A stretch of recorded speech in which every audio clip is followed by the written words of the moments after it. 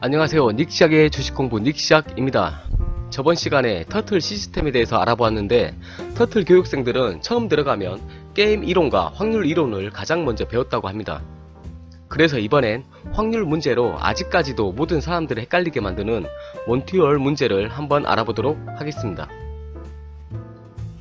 몬티올 딜레마는 미국의 유명한 퀴즈 프로그램 때문에 유명해진 사건인데요. 실화를 바탕으로 한 소설 MIT 천재들의 카지노 무너뜨리기를 영화로 만든 21이라는 영화에서 몬티올 딜레마를 다루는 장면이 있으니 같이 보면서 한번 풀어보도록 하죠. 몬티올 딜레마가 나온 배경은 미국의 한 퀴즈쇼에서 마지막으로 경품을 고를 수 있는 단계인데요. 1, 2, 3, 3개의 문이 놓여있는데 여기에서 한 개의 문을 열 수 있는 기회를 주는 겁니다. 이때 3개의 문 중에 하나의 문 뒤에는 멋진 포르쉐 자동차가 있고요. 다른 2개의 문 뒤에는 염소가 들어있었죠. 이때 사회자가 어떤 문을 고를 것인지 물어보았고 참가자는 1번 문이라고 말을 합니다. 근데 사회자가 갑자기 3번 문을 열면서 3번 문에는 염소가 들어있다는 걸 보여줍니다. 사회자는 문 뒤에 뭐가 있는지 알고 있는 상태였고 게임을 더 흥미진진하게 만들기 위해서 이런 행동을 한 거죠. 그리고 다시 참가자에게 물어보죠. 1번 문을 계속 유지할 건가요? 아니면 2번 문으로 선택을 바꾸실래요? 정말 사회자 꼴보기 싫죠. 저런 사람들 꼭 있어요. 어쨌든 여러분의 선택은 어떤가요? 어떤 선택이 더 확률적으로 높을까요? 실제로 방송이 끝나고 미국 전역에 이 문제로 난리가 났습니다. 선택을 바꾸는 게 확률이 높다와 선택을 바꾸든 안 바꾸든 확률은 같다로 무진장 싸움이 벌어진 거죠. 그럼 먼저 바꾸든 안 바꾸든 확률은 같다는 의견을 보도록 하죠. 여기 1, 2, 3번 문 중에 자동차가 들어있을 확률은 각각 3분의 1입니다. 그리고 이때 3번 문을 열어서 염소가 있다는 걸 확인을 했다면 나머지 둘 중 하나에 자동차가 들어있기 때문에 확률은 각각 2분의 1이 되는 겁니다. 그래서 선택을 바꾸든 안 바꾸든 둘 중 자동차가 나올 확률은 같아지는 거죠.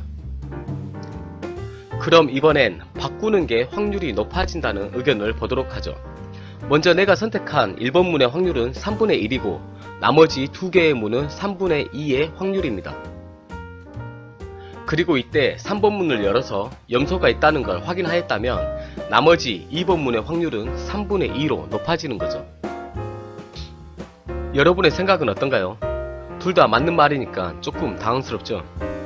그래서 아직까지도 이 문제로 서로 싸우고 있다고 해요. 근데 사실 답은 정해져 있어요. 만약 사회자가 문 뒤에 뭐가 있는지 모른 채로 무작위로 문을 열었다면 남은 문의 확률은 각각 2분의 1로 높아지지만 문 뒤에 뭐가 있는지 정보를 알고 염소가 있는 문을 의도적으로 열었다면 처음 선택했던 문을 바꾸는 게 확률이 3분의 2로 높아지는 겁니다. 하지만 대부분의 사람들은 처음에 선택을 바꾸려고 하지 않는다고 합니다.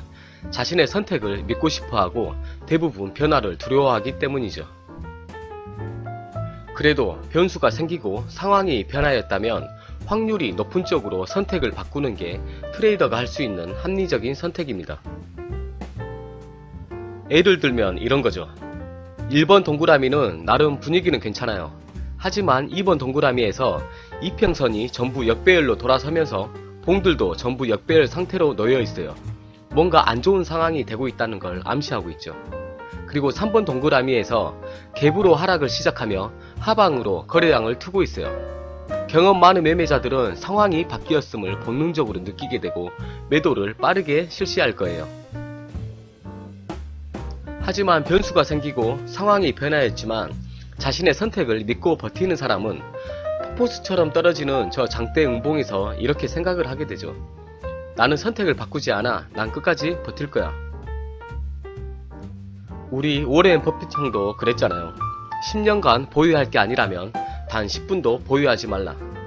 하지만 이건 가치 투자자에게 해당되는 말입니다. 트레이더는 트레이딩을 해야죠. 어쨌든 비자발적이지만 장기 투자자로 노선을 변경하고 한번 버텨보기로 마음을 먹어봅니다. 하지만 4번 동그라미에서 점 하한가를 가버리고 그보다 더 밑으로 밀어버리니 결국 버텨보기로 한 마음도 사라져버리고 손절을 치게 되죠. 물론 너무 극단적인 차트로 예를 들었지만 트레이더라면 변수가 생기고 상황이 변하면 그에 맞는 대응을 해야 한다고 저는 생각을 합니다. 그렇지 않고 강제적으로 선택을 바꿔야 될 상황이 오면 그땐 더 큰 손실을 감내해야 하니까요. 이번 영상은 저의 고질적인 습관을 바꾸기 위해 만든 영상입니다. 자주 보면서 저도 저의 나쁜 습관을 바꾸려 노력해야겠네요. 여러분에게도 조금이나마 도움이 되었으면 좋겠습니다. 몬티올 딜레마에서 주식까지 이어졌네요. 뭐 기승전 주식이에요. 아무튼 저는 오늘도 할 일을 다 한 것 같으니 잠자러 가보겠습니다. 앞으로 공부하고 정리한 내용들 올릴 게 너무나 많은데 시간 나는 대로 부지런히 올리도록 할게요. 닉시작의 주식공부 닉시작이었습니다. 다음에 또 뵙죠.